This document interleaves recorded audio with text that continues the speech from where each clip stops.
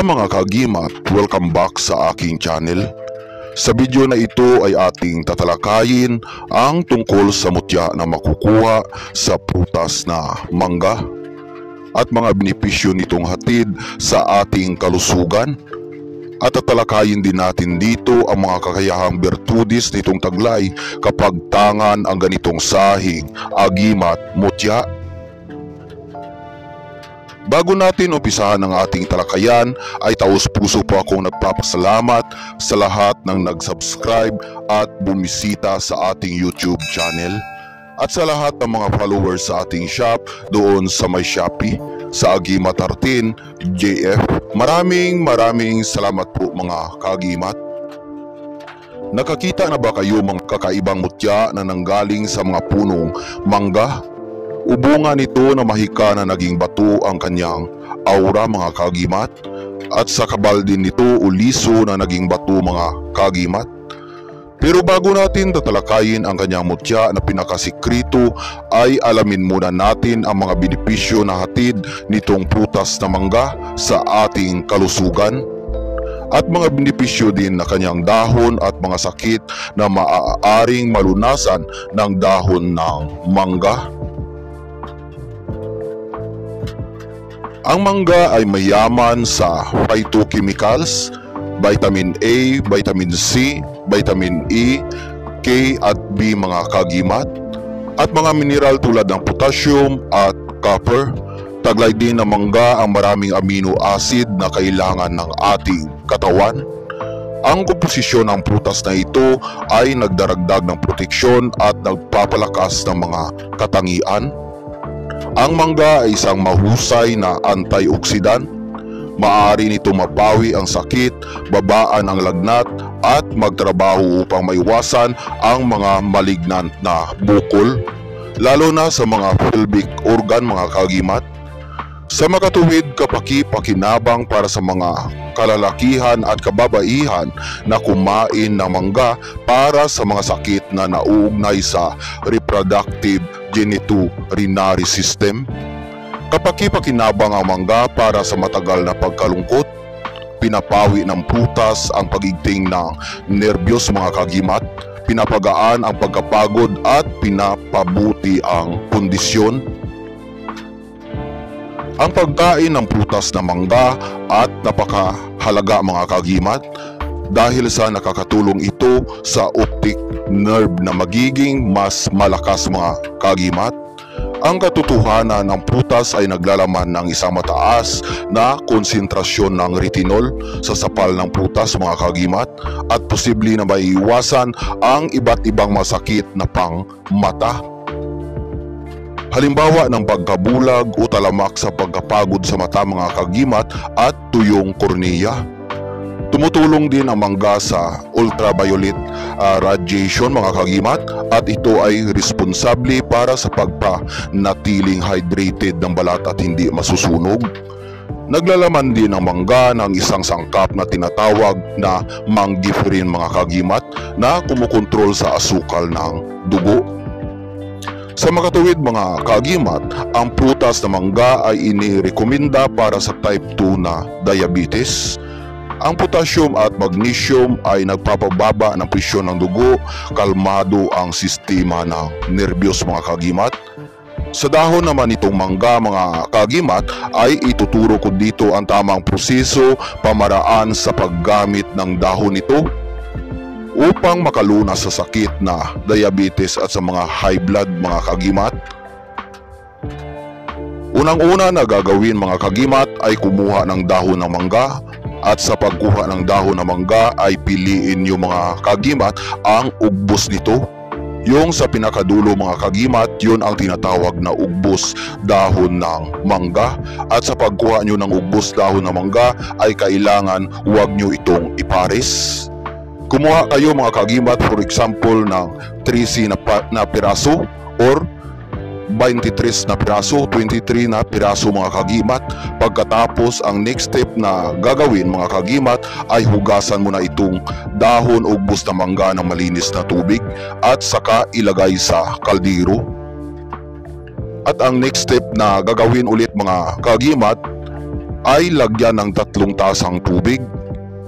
At bago ito pabukalan or ilagay sa apoy mga kagimat, ay turuan ko muna kayo ng ritual na siyang makakatulong sa panglunas, mahika at makadagdag sa pwersa mahika gahom ng ugbos dahon ng mangga mga kagimat. Ang ritual ay nakuha sa librita mahika naming mga subok na ang mahika nitong taglay upang makadagdag ng mahika sa healing aura ng isang sangkap na gagamitin. At pinakamabisa itong ritual na panglunas sa mga sakit mga kagimat. Ang ritual ay ibulong ng 7 bisis sa tubig na andoon ang ugbos dahon ng mangga mga kagimat, at sa panguli ay ihip mo ito ng pakros sa tubig upang papasok ang mahikagahom ng ritual sa gagawin mo na sangkap. Ito po mga ritual mga kagimat sa may gusto lamang sa mga spiritual aura gahom virtudes ng ritual ay kumuha lamang ng puting papel at saka pulang bulpen mga kagimat. Isulat ito para hindi malimutan ang ritual mga kagimat. So ito po mga kagimat ang ritual: Akraem, Moisem, Abram Noem, Metusalim, Maraem, Ignem, Say Andino Sak Aram. At ang last step na gagawin mga kagimat ay pabukalan o pakuluan mga kagimat sa apoy ang sangkap na ito. Pabukalan o pakuluan hanggang 15 minutes ang sangkap mga kagimat, at saka kung medyo hindi na mainit ay pwede na itong inumin o ipainom sa aura na nais mong tulungan na may sakit na diabetes or mataas na dugo mga kagimat. Pwede din na gawin na panginop ay mahaw, igma at panyapon na sangkap mga kagimat.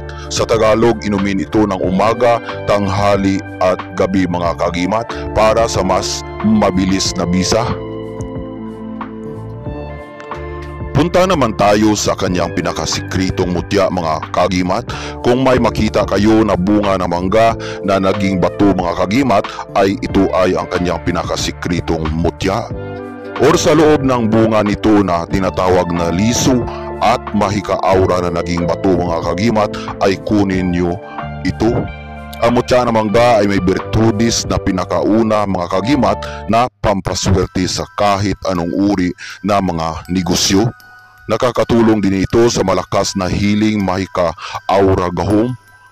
Pinapalakas nito mga kagimat ang mahika sa iyong bugna na aura sa panggagamot. Nakakatulong din ito sa pagpalakas ng ating spiritual mantra at chakra mga kagimat. At may malakas din itong sumbalik o rebuelta mga kagimat na siyang may kakayahan na maipabalik ang mga hisa o inggit laban sa iyong aura. Nagpapalakas din ito ng alindog at karisma at liwas sa madaling pagtanda at pagkakulubutin ng mukha mga kagimat kapag tangan ang ganitong sahing mutya. At automatic ang gahom niyang taglay na gagana mga kagimat kapag hawak mo ang agimat mutya ng mangga mga kagimat. May kakayahan din ito na pampawala ng stress at sakit ng ulo sa paraan ng pagpahid o panghilot ng mutya sa noo mga kaagimat. May proteksyon din itong pangkalahatan at may matibay na depensa pangontra sa mga masasamang elemento, itimang maligno at mga demonyo. Nakakatulong din ito mga kagimat upang lumakas ang iyong mahika sa pangitain o panaginip. Pinapaaura niya ang mga kasalukuyan o mga hindi pa nangyayari ay kusang nakikita mo sa panaginip mga kagimat. May kahawig siya sa gahumay ka ni Trabungko kagubatan mga kagimat. May taglay din ito na kabal at kunat ng katawan at automatic na siyang gumagana mga kagimat oras na may hindi inaasahan ng mga pangyayari. At sobrang dami pa nitong magagawa mga kagimat na matuklasan mismo kapag tangan ang ganitong sahing agimat mutya. Mainam na lalagyan nito mga kagimat ay itim o pulang tila lamang. At ang pampakain at pampalakas nito ay sa paraan lamang ng pagpahid ng divine oil aura. mga kagimat, sa araw lamang ng Biyernes ito gagawin. Pero kung matagal na itong mutya sa iyo mga kagimat, ay sa isang buwan ay isang Biyernes mo na lang ito pahiran o pakainin. Iwasan lamang na ipakita or ipahawak sa kahit kani-kaninong mga kamay mga kagimat. Gawing sikrito lamang ang bawat sangkap agimat para mas lalong lalakas ang taglay nitong mga gahom, Bertudis. Sa pagtatapos ng ating video mga kagimat ay muli po akong nagpapasalamat sa inyo mga kagimat. Naway pagpalain tayong lahat ng mga putiang aura at mabubuti ng ating dakilang Diyos makapangyarihan. Ilayo sa mga sakit, iliwas sa mga hindi inaasahang mga panganib at likupin ng kabanal-banalang Bertudis niyang gahom at ibuhos ang swerteng bugna.